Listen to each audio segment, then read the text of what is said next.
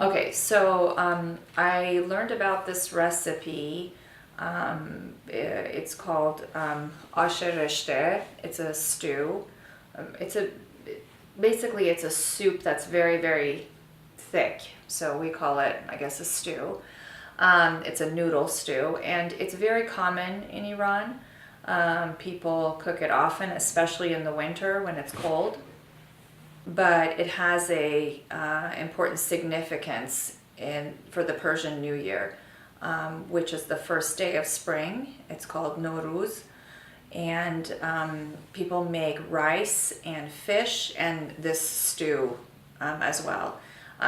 The stew has a noodle in it, and the noodle kind of is the part that is important for the Persian New Year, because another word for noodle is thread, and so this noodle is supposedly, it extends the thread of your life. So people either use this noodle in this stew for the Persian New Year, or sometimes they put it in a special rice dish. But since I don't know how to make that rice dish, our family usually uses this noodle soup for Nowruz, for New Year's. Nowruz is the Persian New Year. It's on the first day of spring, which is March 20th or 21st.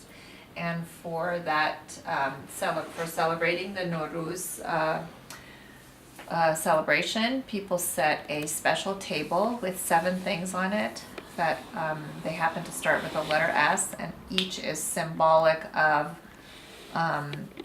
renewal and rebirth of the year, renewing friendships, renewing, hoping, wishing for health and wealth for the new year. The family gathers around the table at the exact time that the New Year's spring begins and the New Year begins. So my mother taught me how to make this stew.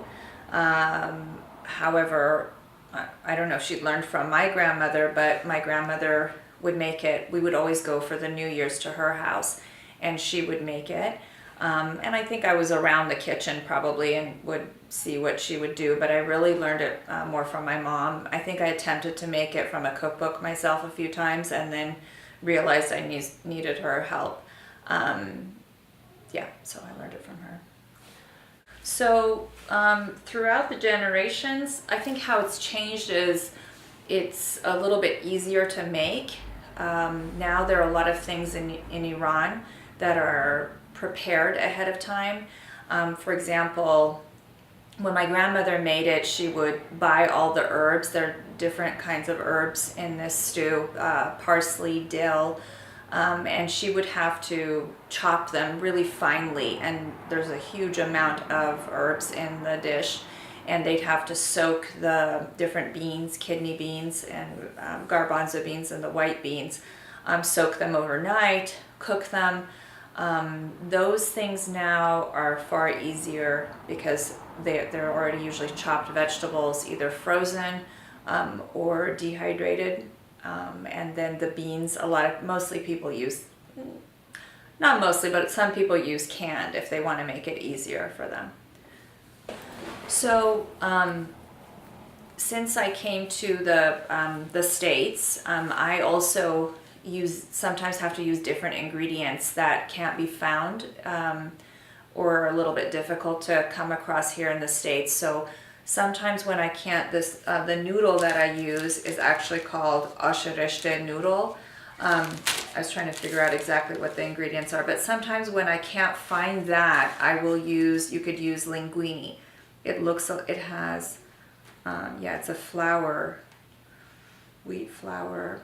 Yeah, I'm not sure exactly how it's different, but it definitely looks different from a linguine noodle.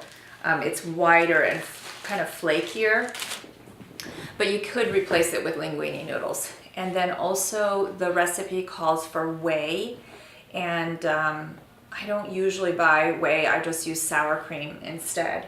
And then you could make your own beef broth, and I will use like a bone in there, but I will use some boxes of beef broth. So I've made some changes too because it's easier or just sometimes you can't find things to use in it.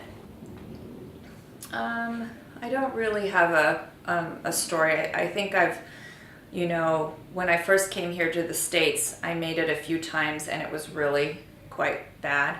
And then I also attempted to buy, you could buy like a soup in a box from a Persian store.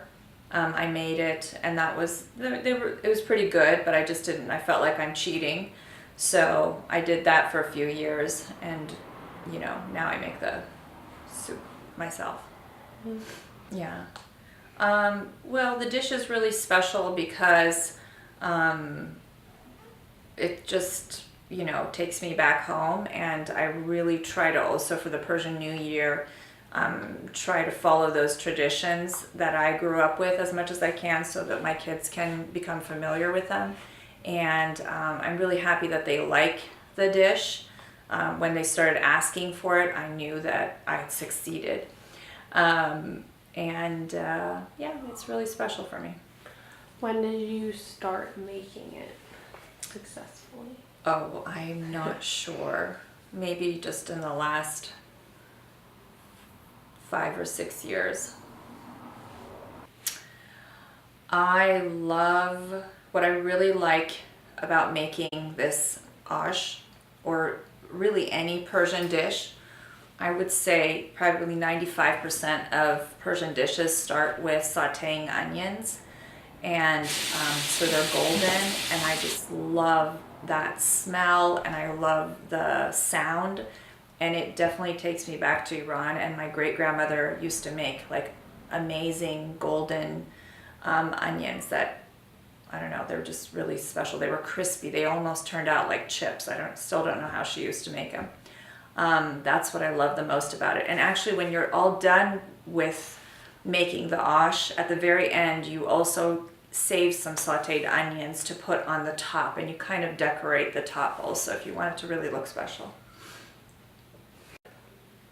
A lot of times in Iran, people make ash to share with a large group. So if you're going to someone's house, or a large group is getting together, you'll just have a big gathering with just ash and bread and herbs and cheese on the side. But really that will be like the main dish, and people will make humongous pots of ash because it's quite thick, so it's pretty filling. Yeah, a lot of times for big gatherings, people will make ash. They might even take a really big pot of it to like a picnic or camping or something like that.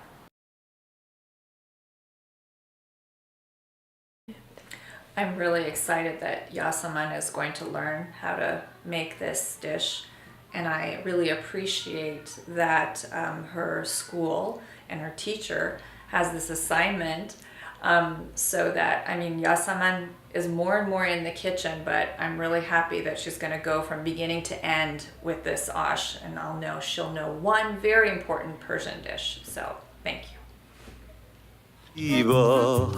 فقط برای دل ماهیا پر میزنه توی آسمون میبینه عکسشو تو آب آروم و خسته با چشم گریون تنها داره میگرده بین پر